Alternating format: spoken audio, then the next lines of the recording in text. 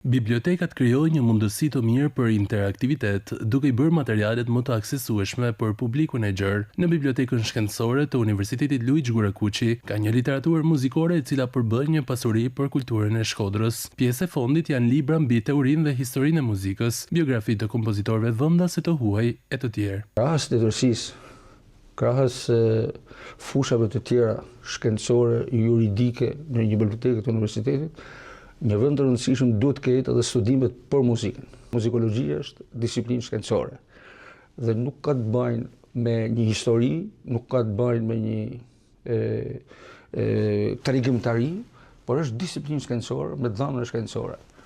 Në bibliotekën ku jemi ka disa autorë, nga të cilët përmendi Vasotolin, Eno Koçën, Toni Zaden, Spiro Kalemi, Ferit Bala.